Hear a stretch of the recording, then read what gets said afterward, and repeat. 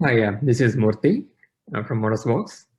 I'm going to talk about the end-to-end setup that we created in a lab environment using Payment Manager for Moja Loop.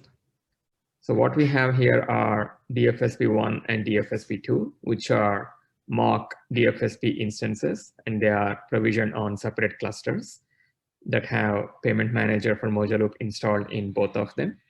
And they also have a simulated backend, which you are seeing in the green color. That is a simulated backend just used to pump transfers to simulate the end-to-end setup. So in the next steps, what I'm going to do is, before sending the transfer, I'll be opening the finance portal, which shows the DFSP positions on the hub side. We are first going to go through those positions, note down the existing positions, and then come back to the Moja Loop Simulator UI, send a transfer that goes all the way from DFSP2 to DFSP1. And then once that is done, we are going to go back to the finance portal on the hub side to make sure that the corresponding positions have been updated.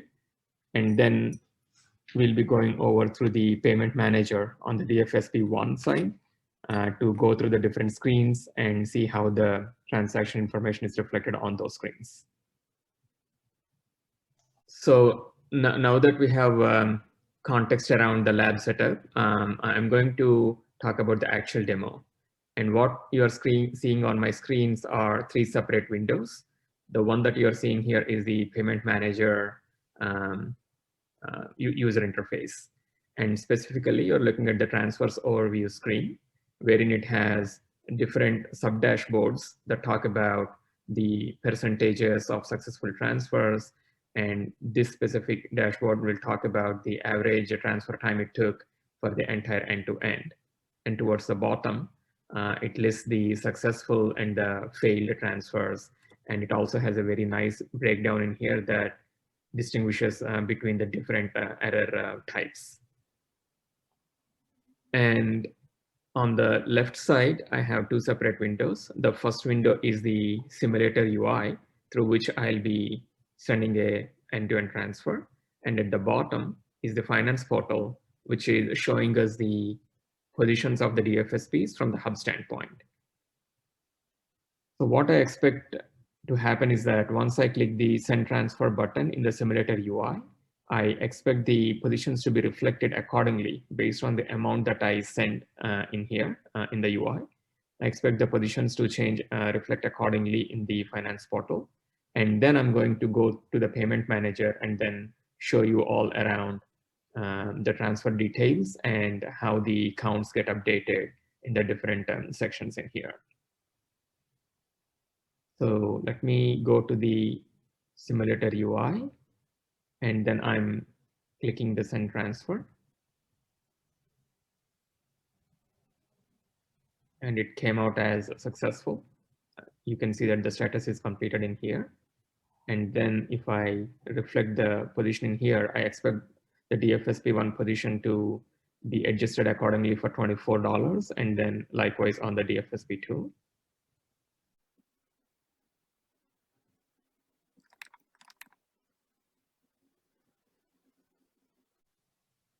So you can see that the positions are updated in here. And if I come to the payment manager, and if in this screen, I expect this to go to 29 by one transfer for the successful transactions. 29 successful. And if I go to the find transfer, if I go to advanced filtering, I sent $24. So this is my transaction. And as you can see, this screen has details of all the requests that I sent. And if you further drill down into the technical details, this has different sections wherein you can look at the exact request within the P2P transaction, the party lookup, the quote, and the transfers. Those are the three different steps. And you can see the exact request and response that has been sent by the payment manager to the hub and the response received. Likewise, in the transfer prepare and in the transfer fulfill.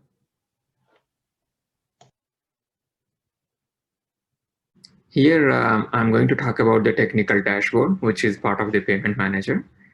The typical users for this dashboard are going to be the operations team within an FSP IT department.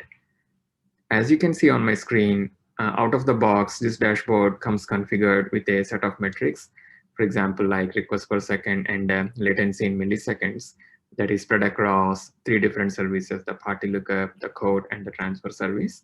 And these services are part of the peer-to-peer use case. If we are talking about these metrics, for example, request per second, this is the average count over a specific time interval of the requests that are getting processed. And because we're using Prometheus behind the scenes that provides data to these charts, the default configuration within Prometheus is 10 minutes, but obviously that can be changed according to the requirements. And the other metric is the latency, which is in milliseconds, that is tracking the request processing time. And as you can see, these set of metrics are repeated across all the services as well. Now, if I'm an operations person, a couple of the scenarios I can start applying these metrics are, like, for example, if I suddenly see that my latency is building up a lot, probably that is hinting at a potential timeout scenario, either at my application side or on the hub side or on the other FSP side. In that case, I will be going into the transfers dashboard and then looking at the individual transactions to debug further. Another scenario can be like, for example, if I start seeing an unusual volume, unusual requests that are hitting my application, then potentially that might be indicating a denial attack that obviously requires immediate attention. So these are just a couple of the scenarios that I want to introduce in this video. But obviously there are a lot more scenarios that an FSP's operations team can start using this dashboard for. And we are happy to discuss about those scenarios offline. Thank you. This is Silvia Hernandez from Mosix. Continue with the P2P transactions. We saw already how we can track the information over the payment manager, and also how we can see the positions and how they change for each of the DSSP. The final step is to do a settlement for the window that we have open. In this case, we will use the window ID 4. First, we need to filter the information to get the open windows between these dates. We just go and look for the open one and click close.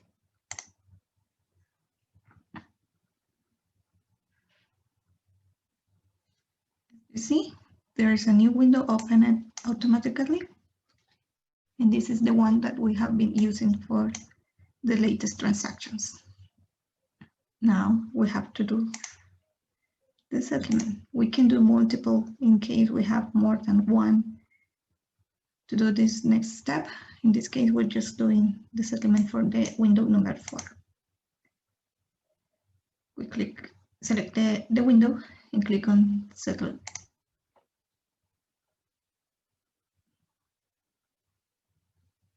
Okay, the settlement is complete.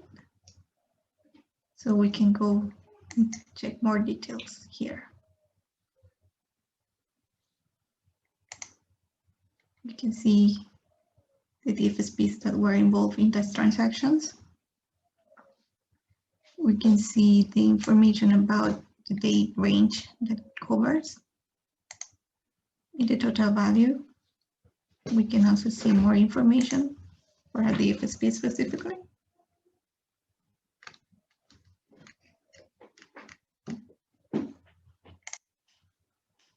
And that's it.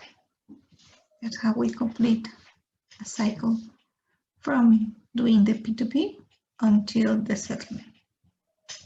Thank you.